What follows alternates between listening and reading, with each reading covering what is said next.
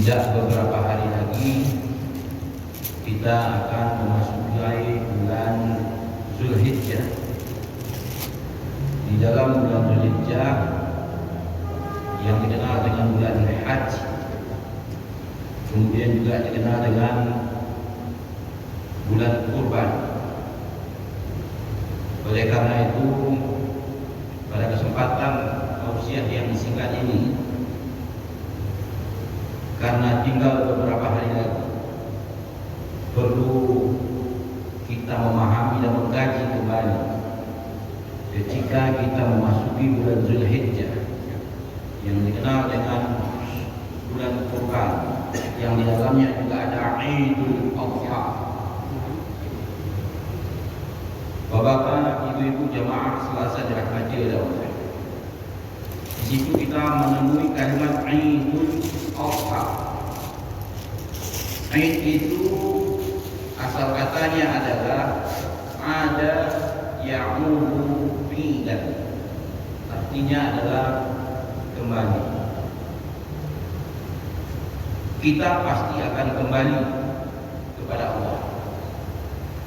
Kemudian di dalam bahasa Arab, kata kembali ini juga ada roja'a yarji', rujuk, roji ulangnya.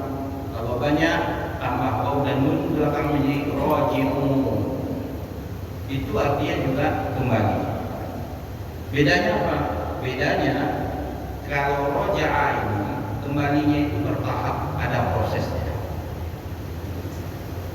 Bukankah ketika ada salah seorang saudara kita meninggal dunia, apakah dia langsung bisa bertemu dengan Tuhan?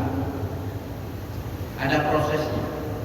Meninggal dunia, kemudian dia dimandikan, kemudian dikafani, disolatkan, kemudian dikubur, alam barzakh, sampai nanti pada hari kiamat baru ketemu dengan Allah.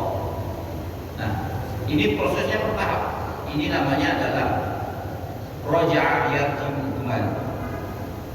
Roji'un, ketika mereka ini kembali, maka kita mengucapkan adalah kalimat inna lillahi wa inna ilaihi roji'un, bukan ain.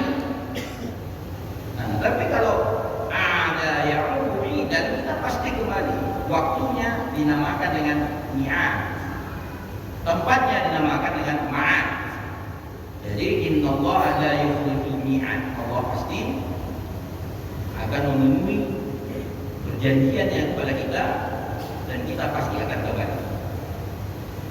Proses kembalinya kita kepada Allah, suatu saat semua yang hidup ini pasti nanti akan pulang menghadap Allah. Ini ada yang berbeda. Kemudian ada Adha.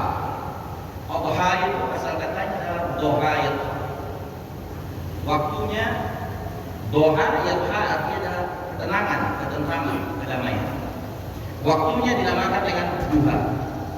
Bukankah waktu duha itu adalah waktu yang tentram, damai, ketika kita keluar waktu duha, matahari yang naik serombak memberikan sinar pancaran kepada kita.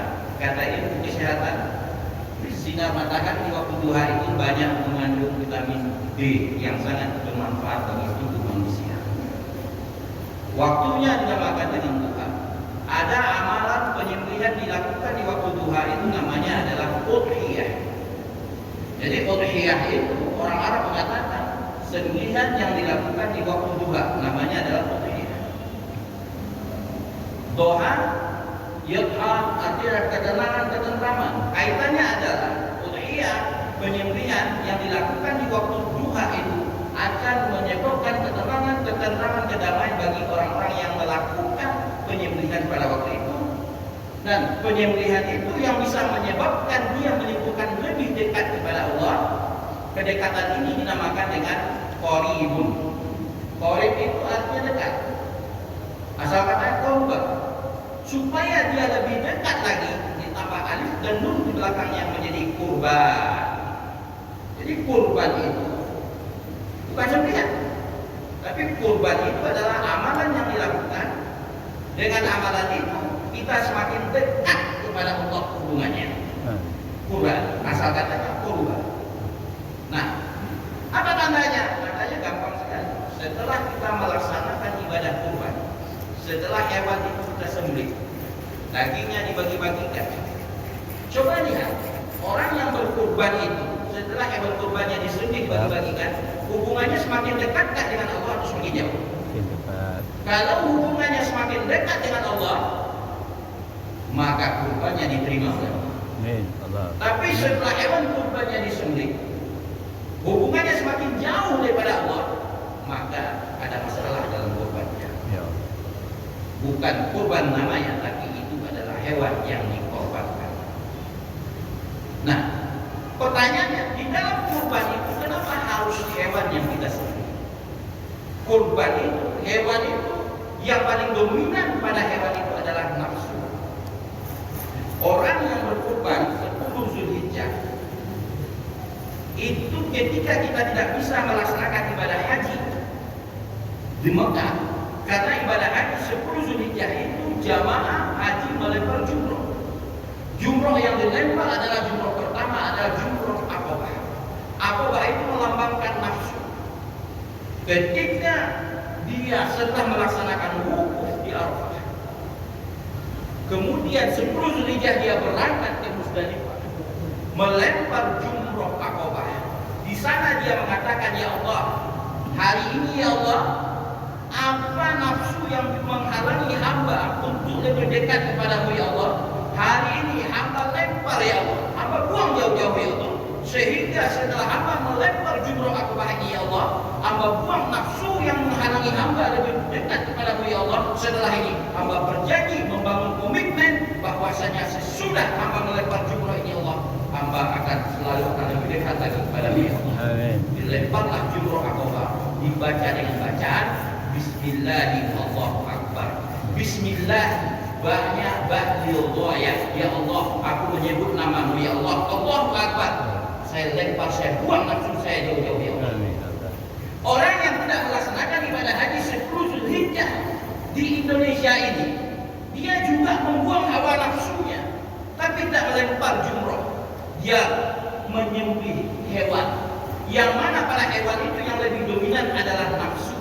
Ketika dia menyembelih hewan itu, maka dia menghadap ke kiblat, merenungkan, ya Allah, nafsu hewan apa yang paling dominan di dalam jiwa hamba ini ya Allah, sehingga hamba jauh daripada ya Allah. Maka pada hari ini ya Allah, hamba sembelih ini hewan. Bismillahi Allahu Akbar, bacaannya sama. Di sana Bismillahi Allahu Akbar lempar jumroh, di sini Bismillahi Allahu Akbar sembelih hewan. Dibuanglah nafsu hewannya. Setelah dia melempar jumroh di sana, menghadap ke kiblat berdoa. Apa yang dia baca? Inni wajjahtu wajhiya lillazi fataras samawati wal ardh hanifan musliman wa ma ana minal musyrikin. Inna sholati wa nusuki wa mahyaya wa mamati lillahi rabbil alamin. Orang yang sudah menyembelih hewan kurbannya di sini juga begitu. Menghadap ke kiblat sesudah hewan disembelih, menghadap ke kiblat baca doa yang sama. Inni wajjahtu wajhiya lillazi fataras samawati wal ardh hanifan musliman wa ma ana minal musyrikin. Inna sholati wa nusuki wa mahyaya wa mamati lillahi rabbil alamin. Sama di sana melempar jumlah, membuang nafsu yang ada pada jiwa kita. Di sini menyembelih hewan kurban, membuang nafsu hewan yang paling dominan di dalam tubuh kita ini, sehingga setelah hewan disembelih, dagingnya dibagi-bagikan, kita semakin lebih dekat kepada Allah. Kalau ada orang yang berkurban, hewan kurbannya disembelih, setelah disembelih dibagi-bagikan, dia semakin jauh daripada Allah, maka kurbannya ada masalah. Bukan kurban namanya, tapi hewan yang dikorbankan. Fattabi'u ya ulil absar la'allakum turhamun. Assalamualaikum warahmatullahi wabarakatuh. Waalaikumsalam.